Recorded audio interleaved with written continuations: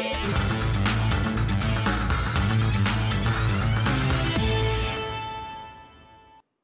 1450 à 1869, eh bien, ce sont plus de 11 millions d'Africains qui sont déportés hors du continent. En souvenir, eh bien, une journée est consacrée aux mémoires de la traite, de l'esclavage et de leurs abolitions, à la suite aussi de la loi Taubira de 2001. Ensemble, évoquons l'esclavage et ses abolitions avec notre invité. Nous avons l'honneur et le plaisir de l'avoir dans notre studio, donc, M. Georges Ravoteur. Il est président de la coopération ivoiro-antillaise, promoteur, initiateur du carnaval ivoiro-antillais. Bonjour, bienvenue. Bonjour. Bonjour, ça vous fait? Moins bien ou... Moins bien, moins bien. Ah ben, moi, content d'être ici, là. OK, pareil aussi pour nous. Eh bien, on parle un peu créole pour vous dire qu'on est quelque part en Martinique ou en Guadeloupe. Oui, on est aux Antilles. On est aux Antilles. On est de l'autre côté de l'Atlantique. De l'autre côté, carrément même. Allez, vous allez, c'est vrai que vous avez dit que nous sommes de l'autre côté de l'Atlantique. Vous allez nous présenter un peu les Antilles avant qu'on puisse poursuivre. Les Antilles, alors, donc, c'est très simple. Vous avez l'Amérique du Nord, oui. C'est-à-dire la pointe de la Floride, et vous avez ensuite, de l'autre côté, l'Amérique du Sud. Oui. Donc, nous avons entre ces deux pointes 7000 îles. Donc, les grandes Antilles en haut, c'est-à-dire la Jamaïque, Cuba, etc., etc. Oui. Et après, on descend vers les petites Antilles, Martinique, Guadeloupe, Saint-Vincent, etc., jusqu'aux Guyanes. Et ces îles-là, quand même 7000 îles et îlots, parce qu'il ne faut pas oublier, elles sont toutes petites. Oui. Mon pays est tout petit, c'est-à-dire 30 km de large sur 100 km de... Oui. 100 km de long. Donc, par rapport à la Côte d'Ivoire, c'est vraiment un petit point. Un petit point. Et quand on voyage en Martinique ou ailleurs, dans toutes les îles, sauf peut-être les Grandes Antilles, la Jamaïque, etc., on trouve un autre système. Mais on a l'impression de voyager longtemps, parce que c'est très hérissé par les montagnes, les collines, etc. et tout. Et voilà. Donc, de belles plages, tout ça. Oui, de belles plages. Ah oui, ça, oui. Alors, donc, nous sommes aux Antilles. Merci pour cette belle petite présentation, donc, qui nous permet de mettre le pied dans le plat et de comprendre où nous sommes. On a aussi envie de demander d'où vient le mot Antilles. Antilles. Donc, ça a été inventé par ceux qui ont fait la géographie, parce que normalement, c'est la Caraïbe. On appelle ça la Caraïbe. Oui. Donc, comme il y a la mer des Antilles, le mot, je ne sais même pas d'où ça vient, mais on a décrété que c'était ça. Mais normalement, c'est la mer des Caraïbes. Si vous regardez bien sur la carte, vous verrez mer des Caraïbes. Et ensuite, on a toutes les îles qui font partie de l'archipel des Antilles ou de la Caraïbe. Donc, il n'y a pas d'explication spéciale. Il faudrait demander ça aux gens qui inventent des mots, parce qu'on a toujours été inventé par quelqu'un d'autre. Bien sûr. Direction l'Académie française. Il faut dire que les Awarak, les premiers habitants appelaient ça... ils ont pris le mot des Awarak, Antilla. OK. Antilla. Antilla. Donc, pourquoi ça devienne Antilles en français, je ne sais pas. Alors, voyage dans le temps, on va approfondir nos connaissances sur un sujet très important. On parle de l'esclavage aux Antilles françaises. Est-ce qu'on peut savoir comment est-ce que cela a commencé? Alors, tout d'abord, avant de parler de l'esclavage, il faudrait parler déjà de la découverte de l'Amérique. De l'Amérique, OK. Donc, il paraît que Christophe Colomb aurait découvert l'Amérique en 1492. Donc, cette histoire de Christophe Colomb qui découvre l'Amérique, on fait l'Amérique du Nord, l'Amérique du Sud, et plus les Antilles, parce qu'il fait le tour des Antilles et il y arrive. C'est déjà les prémices de l'esclavage. Il arrive, il se trompe soi-disant de route en disant que c'est la route de l'Inde qu'il a prise. Mais en arrivant, il voit des Noirs, des gens... des Indiens, quoi, pour ainsi dire, avec beaucoup de bijoux. Et à ce moment-là, lui viennent des idées à pouvoir exploiter. Je vais pas enterrer Christophe Colomb, parce que nous avons tendance à déboulonner un peu partout. Mais voilà un peu l'histoire. Donc, il commence par conquérir l'Amérique, et ensuite, il commence à mettre en esclavage les Amérindiens qui étaient là. Je pense que ce sont les Awarak et les Taïnos, parce que ce sont eux qui étaient les tout premiers Amérindiens qui étaient dans cette île. C'est leur pays. Tout ça, c'est leur pays. Ils sortaient des Guyanes et ils remontaient, ainsi de suite, en pirogue. Et de là, il les met en esclavage, pour ainsi dire. Il commence par leur donner des corvées à des main-d'œuvre un petit peu gratuites, quoi. Et de là, on commence les prémices de l'esclavage, c'est le génocide des Amérindiens. Donc, n'acceptant pas cela, qu'est-ce qu'ils vont faire? Ils vont tous se suicider et il ne restera que les femmes. Il y a quelques hommes quand même. Oui. Et après, donc il s'est avéré qu'aux Antilles, il y a la canne à sucre. La canne à sucre, n'ayant pas d'Indiens, il faut faire venir une main-d'œuvre docile et forte qui puisse travailler tout ça. Étant donné que l'esclavage existait déjà, on va traiter la traite négrière.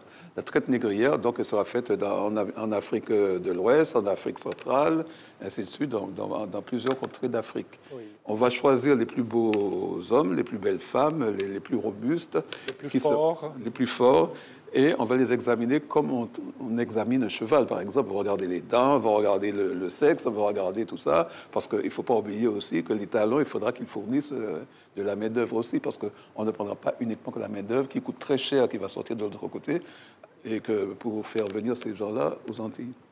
Donc, il va y avoir à peu près, sur cette traite négrière, il va y avoir près de 20 millions de Noirs qui vont aller vers les Antilles. Et l'océan Atlantique est un cimetière aussi pour esclaves, parce que les esclaves étaient tous attachés à la même chaîne, oui. donc une longue chaîne, et il suffisait qu'il y en ait un qui veuille se suicider, mais il emportait tout le monde. Oui. Voilà. Alors donc ça va durer assez longtemps, ça va durer 400 ans. Bon, l'histoire de l'esclavage est assez importante quand même, parce que ce sont des gens que l'on prend dans un pays. Avant de descendre du bateau négrier, on les baptise au nom du Père et du Fils, etc., au nom de l'Église catholique, apostolique et romaine. Oui. Celui qui ne sera pas baptisé, que son maître aura oublié de le faire baptiser, il aura une amende.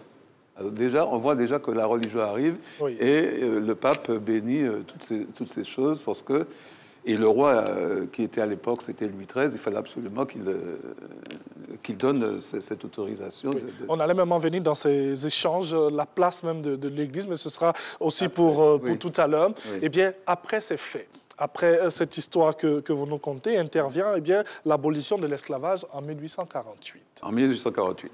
Bon, l'abolition de l'esclavage, c'est sûr qu'il fallait quelqu'un qui soit député pour pouvoir faire une loi. Bien sûr. Et que cette loi soit approuvée. Donc, c'était Victor Schœlcher. Mais il ne faut pas oublier que cette abolition, bon, c'est sûr, on entend tout le temps le nom de Victor Schœlcher, mais les esclaves, ce sont eux qui ont cherché à gagner leur liberté. Il y a eu des insurrections au nord, au sud. Si je prends l'exemple de la Martinique, au nord, au sud, au centre, on a brûlé les registres de paroissiens ont été brûlés, les mairies ont été incendiées. Donc, c'était la grosse révolte des esclaves.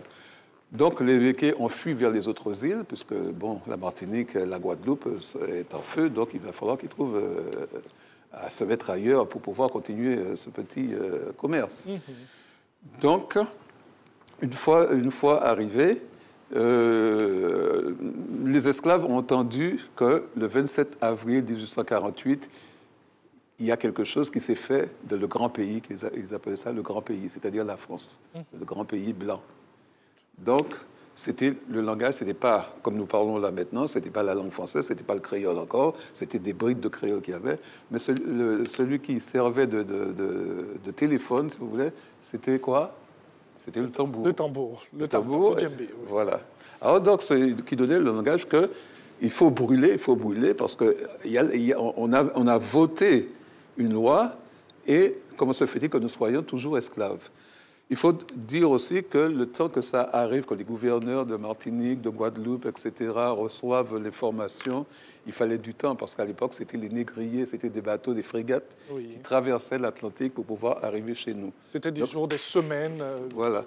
Alors, ce qui fait que ça prenait du temps, et finalement, ce qui fait qu'en Martinique, le 22 mai, c'est la date de l'abolition, puisque du 27 au 22 mai, ça fait déjà quelque temps quand même. Oui, hein. Oui. Alors, le 22 mai. Ensuite, en Guadeloupe, ce sera le 27 mai. Ensuite, en Guyane, ce sera en juillet. En août, ça sera en août. Et la Réunion, qui est de l'autre côté, qui est en Afrique quand même, ce sera au mois de décembre. Bien sûr. Donc, voilà les abolitions. Mais avant de venir à cette deuxième abolition, il y a eu une première abolition qui était en 1793.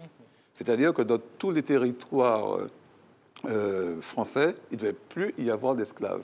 Cependant, il y a un monsieur qui s'appelle Napoléon, dont c'est les 200 ans de l'anniversaire de sa mort. Qu'est-ce qu'il fait? Il révoque cette loi. Et en 1802, l'esclavage revient. Alors, donc, Haïti devient à ce moment-là le premier État libre, indépendant, et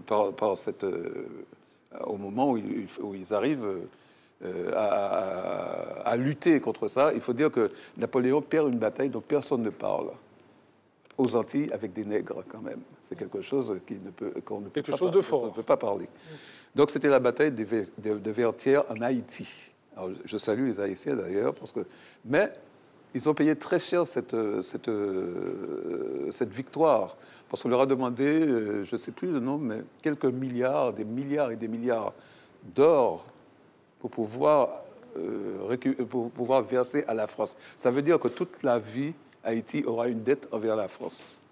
Donc, chose illégale et anormale. En tout cas, merci de nous emmener dans l'histoire pour comprendre tous ces moments. Vous êtes membre d'une forte communauté antillaise ici en Côte d'Ivoire. Personnellement, on a envie de vous demander comment est-ce que vous vivez tous ces faits lorsqu'on parle d'esclavage?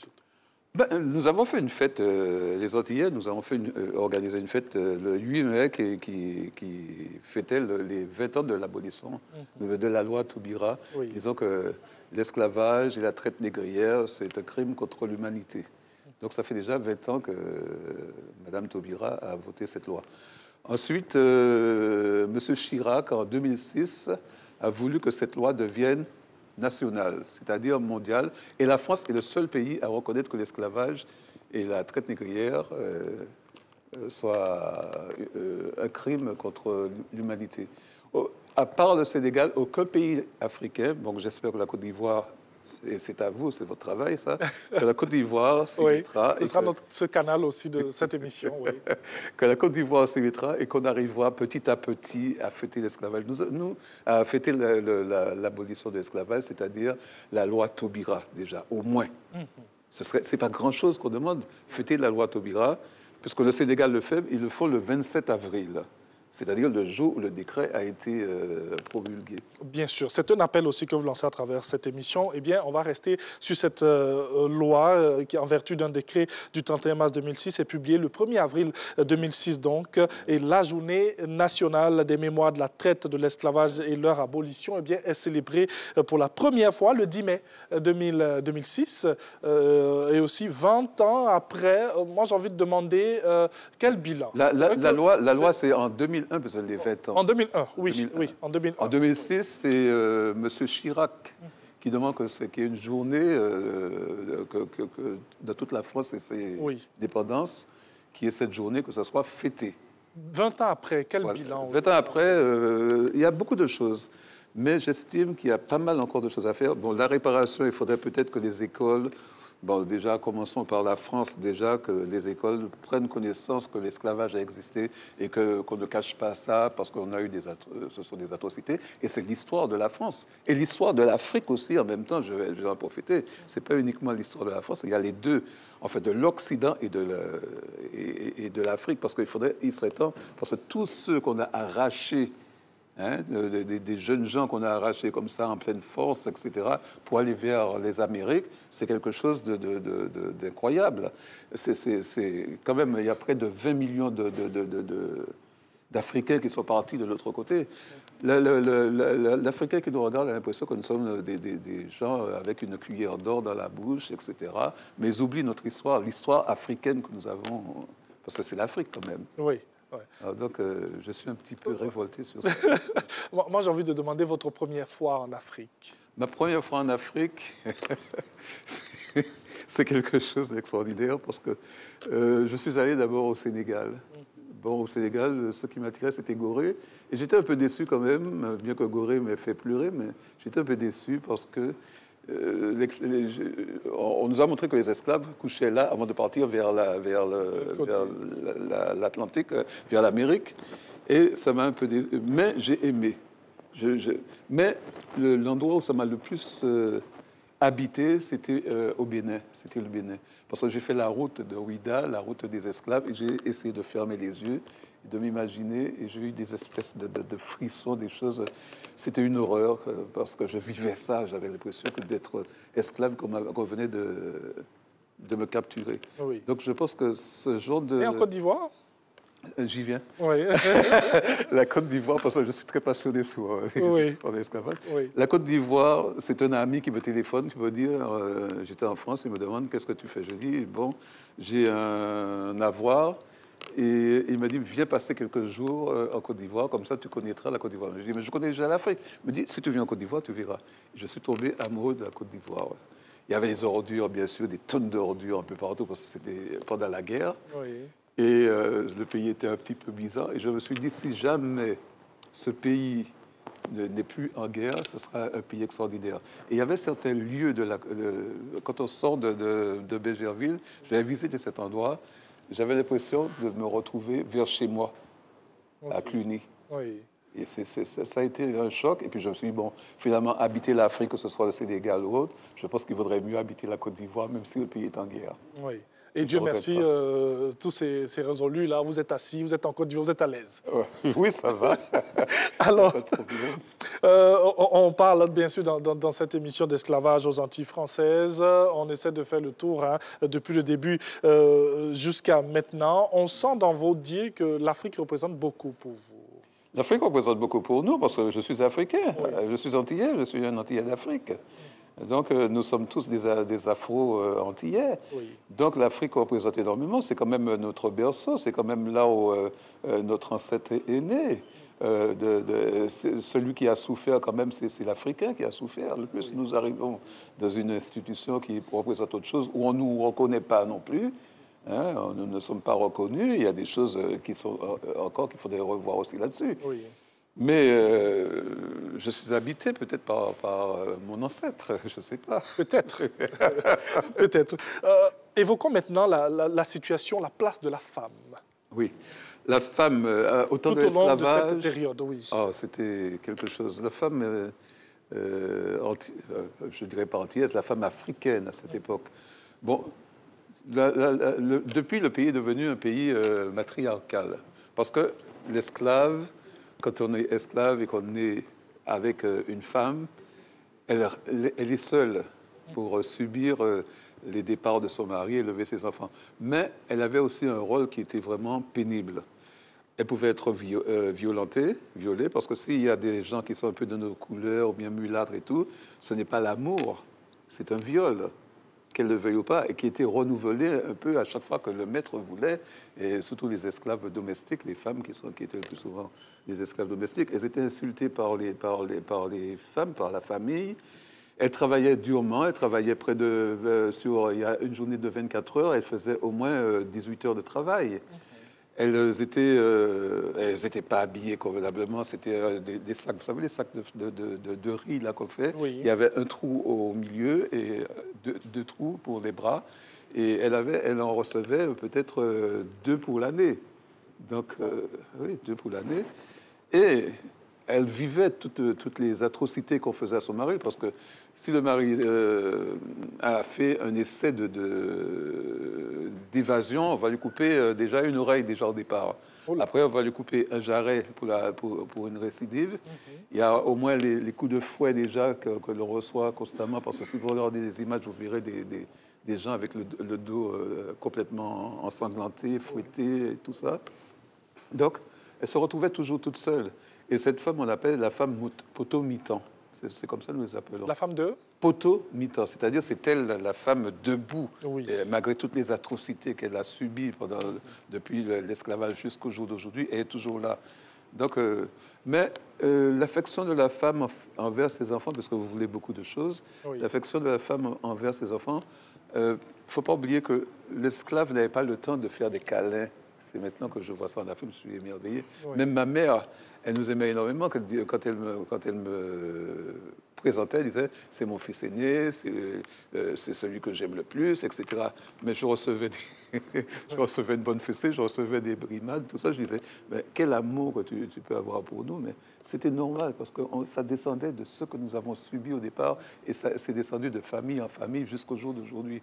Maintenant, ça va un peu mieux parce qu'il y a la télévision qui amène autre chose en disant, la femme a beaucoup souffert et elle est debout.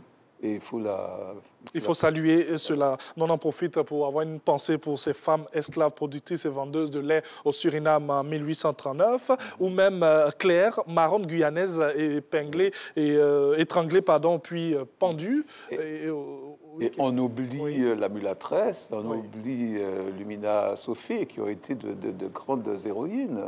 C'était des femmes qui ont donné leur vie, des jeunes femmes. On oublie qu'elle a été la mulâtresse a été la compagne d'Elgrès, Louis d'Elgrès, qui a fichu une raclée à Napoléon. Et bon, d'Elgrès qui dit au moment où il a été capturé, il s'enferme dans un fort et dit vivre libre ou mourir. Et il fait sauter le fort avec ses coéquipiers. Alors, c'est tellement une belle histoire, mais nous sommes pris par le temps. On est obligé donc de poursuivre avec notre invité, M. Georges Ravoteur, qui nous ramène vraiment dans le temps. On va évoquer un autre volet avant de... Oui, merci à la réalisation qui nous permet d'avoir ces images-là. Donc, nous allons poursuivre. Un autre volet aussi, sous votre regard très perçant sur ces images-là d'illustration. Donc, merci encore. Voilà comment nous étions, voilà comment étaient nos parents. Oui, les ancêtres. Voilà. Sortant de Ouida, c'était exactement ça. Il venait d'être capturé et vendu. Vous voyez l'autre qui est en blanc là, c'est celui qui les vend déjà, qui commande à les emmener pour le négrier avec la hache de l'autre côté. On n'hésite pas de le corriger, quoi.